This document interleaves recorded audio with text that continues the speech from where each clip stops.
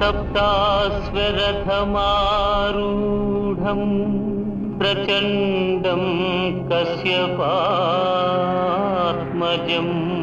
श्वेतपद्मधरं देवं तं सूर्यं प्रणमाम्यहं तं सूर्यं ప్రణమామ్యహం.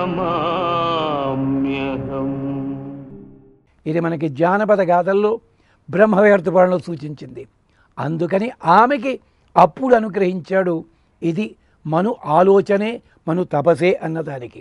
అంచేత మనుహు సూర్య భగవానుడు కేవలం సూర్యుడా కనిపిస్తాడేమో కాదు, ఆయనకున్న విశేషములన్నీ కూడా ఇన్ని పురాణ గాథల్లో కనిపిస్తాయి. అంచేత మనుహు ఆయనే వాయువు, వాయువు కూడా సూర్య భగవానుడే. ఎలాగా? వా గతి గంధనయోహో, గంధము కల్పించేవాడు ఆయనే, గంధము తొలగించేవాడు ఆయనే, రూపాన్ని మార్చేవాడు ఆయనే. ఎందుకంటే ఒక పుష్పం ఉంది, పుష్పము లోపల సువాసన ఎలా ప్రేరణ చెందాలి అంటే సూర్యకాంతి కిరణాల చేత అది వికసించినప్పుడు లోపలున్న పుప్పొడి ఉంటుంది కదా, అది ఒక రకమైన ఉష్ణోగ్రత సంపాదించుకున్నప్పుడు దాంట్లోంచి వాసన బయటకు వస్తుంది. అదే పద్ధతి లోపల నీరుంది, నీటి లోపల పద్మం ఉంది, పద్మం పరిమళము కూడా అంతే. ఒక పువ్వు కాయగా మారింది, కాయ కొన్నాళ్ళకి పక్వదశకు వచ్చింది, అప్పుడు దానికి పరిమళం వస్తుంది. అలాగా వాయు సంచారము చేత పరిమళాన్ని కలిగించేవాడు. అంటే పునాతి గచ్చతి ఇది పవన. మీరు ఎప్పుడైనా ఉష్ణోగ్రత పెరిగినప్పుడు వాయువు సంచరించడం ప్రారంభిస్తుంది, అంటే వేడికి వాయువు కూడా చలిస్తుంది. ఈ వాయువుని వేడి చేసేవాడు, వాయువు యొక్క గతి కలిగించేవాడు సూర్య భగవానుడే. అంటే పునాతి గచ్చతి ఇది పవన అంటే భక్తుల దగ్గరికి తనంతట తాను వెళ్ళేవాడు, శబరి దగ్గరికి తాను వెతుక్కుంటూ వెళ్ళాడు, సుగ్రీవుడి దగ్గరికి తాను వెతుక్కుంటూ వెళ్ళాడు, శరభంగ మహర్షి, సుతీక్షణుడు, భరద్వాజుడు వీళ్ళందరి దగ్గరికి తాను వెతుక్కుంటూ వెళ్ళాడు రామచంద్రస్వామి. అలాగా సమస్తము పరిమళించేలా చేస్తాడు, వాసన కలిగించేలా చేయగలిగినవాడు. పుణ్యో గంధ పృథివ్యాంచ భగవద్గీతలో చెప్తాడు, భూమండలంలో ఉండే పరిమళం అంతా నేనే నాయన, నా వల్లనే. కాబట్టి భగవంతునికి పేరు ఉపనిషత్తులో సర్వకర్మ, సర్వకామ, సర్వగంధ, సర్వరస. ఏ పదార్థములో ఏ పరిమళముందో ఆ పరిమళాన్ని ప్రచోదన చేయగలిగినవాడు మన స్వామి ఒక్కడే, సూర్య భగవానుడే. అంతేకాదు వాయు శబ్దానికి ఇంకో అర్థం చెప్తారు, జ్ఞాత జ్ఞాపక. ఆయన జ్ఞానాన్ని కలిగించేవాడు, తెలుసున్నవాడు కూడా. అంచేత ఆ మహానుభావుడు పంచవృత్తి ప్రాణశ్చ, 5 రకాల ప్రాణవృత్తులని ప్రేరేపణ చేసేవాడు సూర్య భగవానుడే. ఇక తరువాత ఆయనకి ఇంకొక పేరు వక్ని. వాయుదేవుడు పరమాత్మే. వక్ని అగ్నిదేవుడు కూడా సూర్య భగవానుడే. ఎలాగా? వహతి హవ్యములన్నిటినీ కూడా దేవతలకి తీసుకొని వెళ్ళేవాడు. దేవతల కోసం చేసే యజ్ఞాలన్నీ కూడా పగటిపూటే చేస్తారు. రాత్రిపూట చేసే యజ్ఞాలు దేవతల కోసం చేసేవంటూ ఎక్కడ కనిపించవు, వేరే రకం దేవతల కోసం చేస్తారు అవి రాత్రిపూట. అందుకనే రాత్రిపూట చేసే యజ్ఞాలు రాజస తామసిక యజ్ఞములని పెద్దలు గమనిస్తుంటారు. ఎప్పుడైనా యజ్ఞములు సాధారణంగా పగటిపూటే జరుగుతాయి. ఆయన వక్ని. ఇష్టాపూర్తం బహుధా జాతం జాయమానం విశ్వం బిభర్తి భువనస్య నాభి. ఈ భూలోకము, ఈ సకల ప్రపంచాలకి కూడా నాభి ఆధారమైన వాడు. ఇష్టాపూర్తం బహుధా జాతం జాయమానం. ఇష్టము పూర్తము అని చెప్పి, ఇష్టము అంటే ఓ కోరికతో చేసేవి, పూర్తములంటే గ్రంథరచన లేదా భవంతులు కట్టడము, చెరువులు తవ్వించడం, ఇలాంటివి.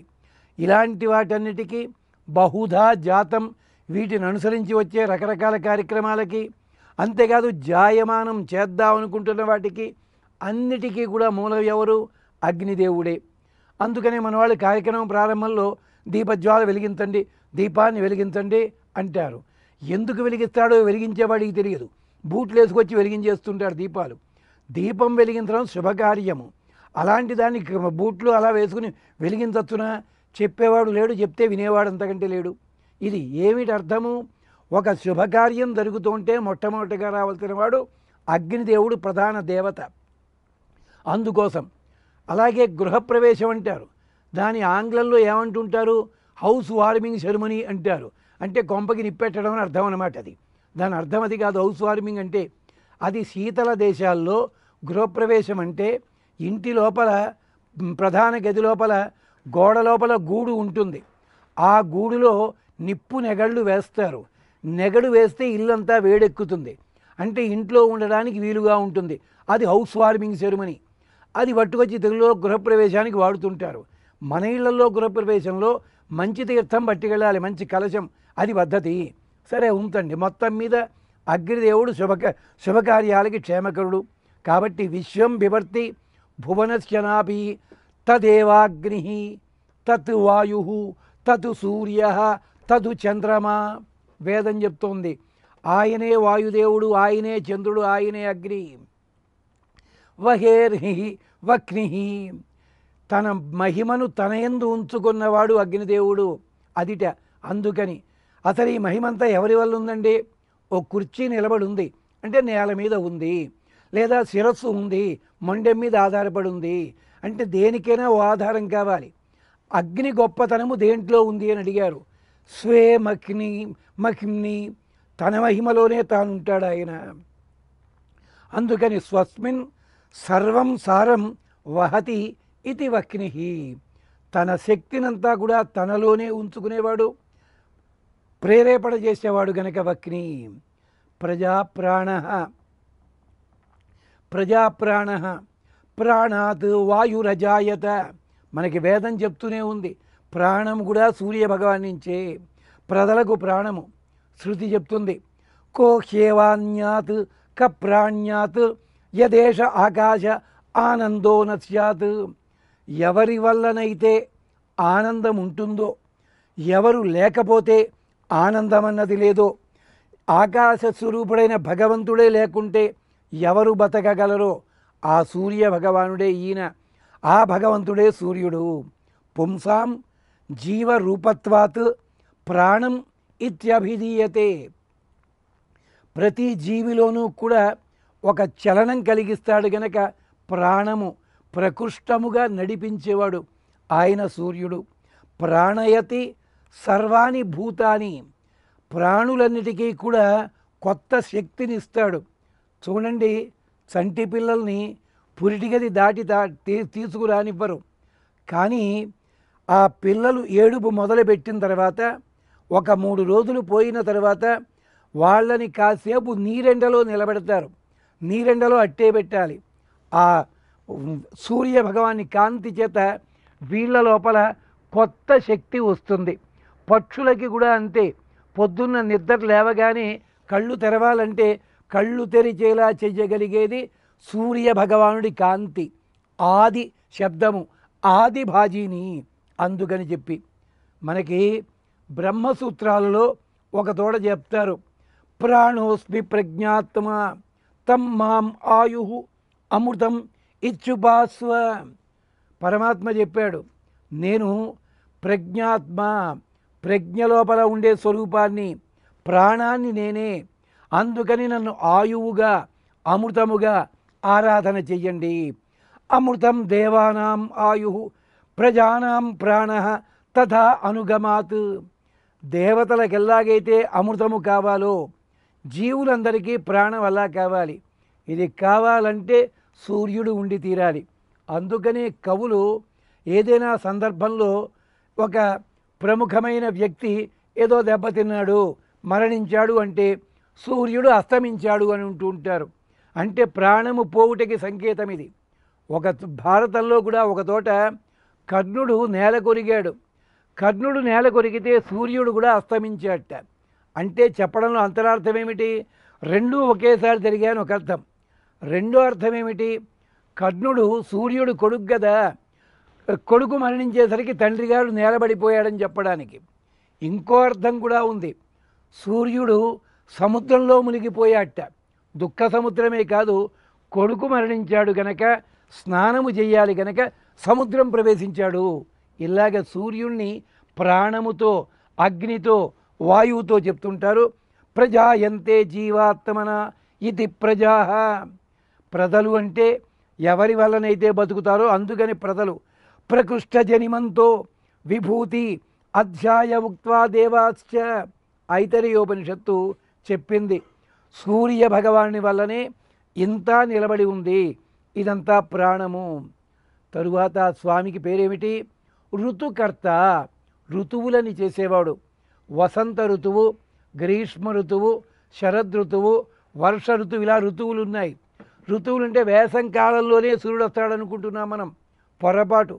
సూర్యుడు వేసంకాలంలోనే కాదు, అన్ని ఋతువులకి కూడా సూర్యుడే కారణము. ఒక కాలంలో దగ్గరగా, ఒక కాలంలో దూరంగా, ఒక కాలంలో వర్షంగా, ఒక కాలంలో ఇంకో రకంగా, అన్ని ఋతువులకి ఆయనే కారణము. ఋతుకర్త, ప్రాణయాత్రాకర్త. ప్రాణయాత్రకి ఇతడే మూల కారణము. ఇక ఋతువు కర్త రెండు పదాలుగానే విడగొట్టచ్చు, రెండు కలిపి ఒకే పదంగా కూడా చెప్పచ్చు. ఋతుకర్త, ఋతువునాం జ్ఞానానాం కర్త. ఋతువు అంటే జ్ఞానం అని అర్థం. చూడండి, కొన్ని జంతువులకి క్యాలెండర్లు చూసుకుంటాయా, నక్షత్రాలు చూసుకుంటాయా? అవేమిటి? ఆ కాలము రాగానే సంతానోత్పత్తి ప్రారంభిస్తాయి. ఆ కాలము కాగానే ఆనందాలు అనుభవిస్తాయి. ఆ కాలము కాగానే తమ సంచారాన్ని మార్చుకుంటాయి. అది పశువులకి పక్షులకి ఉన్న లక్షణం. కాబట్టే వేదం కూడా చమత్కరించింది. 2 కాళ్ళ జంతువులు 4 కాళ్ళ జంతువులను చూసి కాలాన్ని నేర్చుకుంటాయని చెప్పింది. కానీ మనమేమిటో పశువును చూసి జాలిపడుతుంటాం. పశువుకి ఆకలి అయితే తింటుంది, దాహమైతే తాగుతుంది, చీకటి పడుతోందంటే గృహోన్ముఖం అవుతుంది. మానవులు ఎవళ్ళైనా అలా ఉంటున్నారా? ఆలోచించుకోండి. అది సంగతి. అంచేత ఈయన ఋతుకర్త. ఋతు సుదర్శన కాల. మనకి విష్ణు పురాణంలో చెప్తారు, ఈయనే ఋతుకర్త. ఋతువులకు కర్త అంటే ఋతువులు కలిగించి అందరికీ ఆనందాన్ని కలిగించేవాడు, గుణాలు ఇచ్చేవాడు. వాల్మీకి బాలకాండలోనే వర్ణించాడు. సీతారాములు కాలం గడిపారు హాయిగాను అని చెప్పచ్చు. ఎన్నేళ్ళు? 12 ఏళ్ల పాటు. అంటే వివాహం అయిన తర్వాత అయోధ్యలో 12 ఏళ్ళు గడిపారు. అంటే ఎలా ఉంటుంది? ఆయన ఏమిటో ఏళ్ల లెక్క చెప్పలే, ఋతువు లెక్క చెప్పాడు. విజహార బహూన్ ఋతువున్ రామస్తు సీతయా సార్థం. సీతమ్మతో కలిసి ఋతువులు ఎన్నో గడిపాడు. నిజం, గంటలు నిమిషాలు సెకండ్లు చెప్పావు కాదు అన్నాడు ఎవడో ఒక ఆయన. దాని అర్థం అది కాదు. ఏ ఋతువులో ఏ ఆనందాలు ఉంటాయో ఆనందాలు అనుభవించాలి. వేసవికాలం వచ్చింది, మల్లెపూలు, మంచి గంధం, మామిడి పళ్ళు, ఆవకాయలు ఇవన్నీను. వర్షాకాలం వచ్చింది, కాయగూరలు, దాంట్లో పెసరపప్పు ఇలాంటివి వేసుకు తినమన్నాడు మనకి ఆయుర్వేద శాస్త్రంలో. శరదృతువు వచ్చిందండి, మరొకటి. ఇంకో ఋతువు వచ్చిందండి, చక్కగా ఆవు పాలు తాగుతూ ఉండండి అయ్యా ఇంట్లోనూ. ఇలా ప్రతి ఋతువుకి ఒక్కొక్క అందము ఆనందం ఉంది.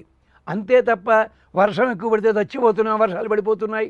1 డిగ్రీ ఎక్కువ అయిపోయింది టెంపరేచరు, కిందటేడాది ఇంతలా లేవు ఎండలు, చచ్చిపోతున్నాం. తిట్టని కాలం ఏమన్నా ఉందా? ఋతూన్ బ్రూమః ఋతుపతీన్ బ్రూమః. ఋతువులని ఋతుపతులని గౌరవించండి అయ్యా, నమస్కరించండి అయ్యా. వాళ్ళు కాలస్వరూపము, సూర్య భగవాని స్వరూపము ఋతుకర్త. సప్తాశ్వరథమారూఢం ప్రచండం కశ్యపాత్మజం శ్వేతపద్మధరం దేవం తం సూర్యం ప్రణమామ్యహం తం